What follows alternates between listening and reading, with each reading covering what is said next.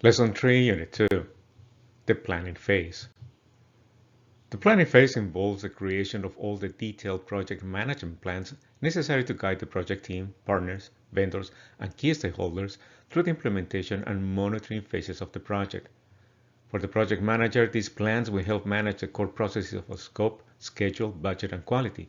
They will also help manage the project team, relationship with stakeholders, information and communication, risk and issues, and contracts with donors and suppliers. In the project cycle, the project phase receives inputs from the project initiation phase. That includes the authorization to start the development of all detailed project management plans. The planning phase delivers outputs to the implementation phase and receives inputs from the adapting phase at the end of a cycle. These are the key activities in the planning phase. Planning approach. You need to define the approach to develop your plans. For example, the level of detail you need for each plan. This is defined by the level of risk and constraints for each process. Another consideration is the level of participation from key stakeholders in the development of plans. Next is the development of the core management plans. These are the plans to manage the 4 project constraints: scope, schedule, budget, and quality. The support plans are next. These are the plans to manage the team, the relationship with stakeholders, information, risk, and contracts, which includes the procurement plan. Next, you need to complete the monitoring and evaluation plans. You base these plans on the logical framework and the indicators that define how you can collect the data. You also need to make sure that all your plans are integrated.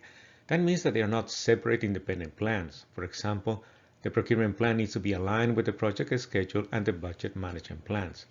Finally, you need to get approval and communicate your plans to all the people involved in the implementation of activities. Approval means a review of your plans. This is a quality check to make sure you're not missing anything important. Here's a flowchart that shows a sequence of steps of the planning phase. You start with the planning approach and the development of the support plans, the M&E plans, and the integration of all plans. You then move to the approval step, which includes a quality review of all plans. It is not unusual to find that some changes are needed because you missed something important in your plans or some information is not accurate. When all the plans are approved, you need to communicate and share the plans with all the people responsible to work on the project. Some recommendations on this phase. Participatory planning is an important strategy. It helps build commitment, trust, and support for your project. Participation comes from people from the organization who are familiar with the type of project, or they work with the same group of beneficiaries or the same donors. You can also invite key external stakeholders who know the context in which the project is going to be implemented. All your plans need to be reviewed and approved.